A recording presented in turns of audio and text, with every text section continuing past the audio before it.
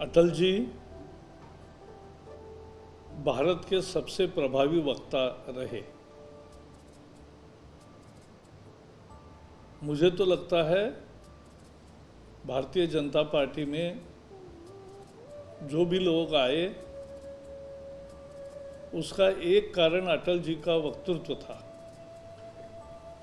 उससे लोग आकर्षित होते थे।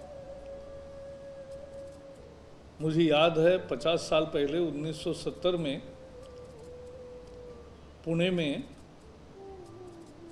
उनका एक स्वागत समारोह किया गया और उसमें उनको एक 3 लाख रुपए की थैली उस समय दी गई थी। ये एक तरह से पार्टी फंड लोगों से जमा करने की व्यवस्था थी। उस दिन पुणे का हीराबाग मैदान पूरा का पूरा खचाखच भरा हुआ था, बाहर भी लोग थे और सैकड़ों संस्था थी जो अटल जी का स्वागत करना चाहती थी। तो जैसे उनका भाषण शुरू होने के पहले उनका स्वागत कार्यक्रम हुआ, उसमें सैकड़ों लोग कतार में खड़े रहकर उनको फूल मालाएं दे रहे थे। 10-12 फूल मालाएं होने के बाद वो निकाल कर रखते थे, फिर नए आते थे, फिर निकाल कर रखते थे। ये 10-15 बार हुआ। तब उन्होंने फिर भाषण शुरू किया। भाषण में उन्होंने अपना चिरपरिचित अंदाज में पॉज लेकर पहला ही वाक्य यह कहा कि आज आपने इतना प्यार बरसाया मुझ पर, इतना भावभीना स्वागत किया और पुणे के लोगों ने तो जरा ज्यादा ही मालाएं पहनाई। लेकिन मैं प्यार समझता हूं और इससे मुझे समझ में आया कि प्यार का बोझ बहुत कठिन होता है।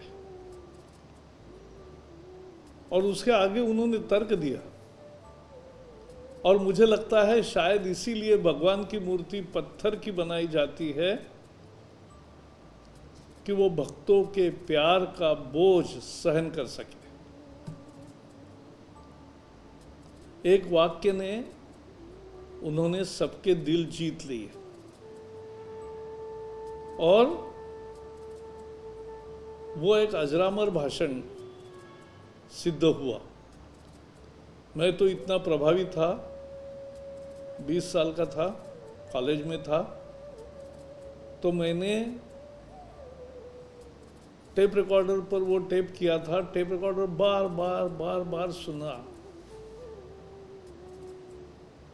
मेरा पूरा भाषण ही मुखोद्गत हो गया। मैंने उसका मराठी भाषांतर किया और भाषांतर करके मैंने वो भारतीय जनता पार्टी ने प्रकाशित भी किया। तो ये एक याद मुझे हमेशा रहेगी कि मैंने सबसे प्रभावी उनका भाषण कब सुना, कैसे सुना।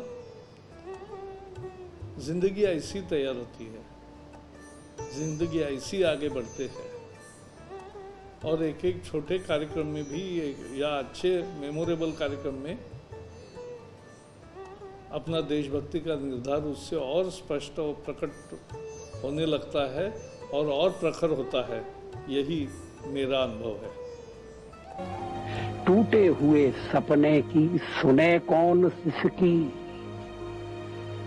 टूटे हुए सपने की सुने कौन सिसकी, अंतर को चीर व्यथा पलकों पर ठिठकी, हार नहीं मानूंगा रार नहीं ठानूंगा, काल के कपाल पर लिखता मिटाता हूँ, गीत नया गाता हूँ, गीत नया।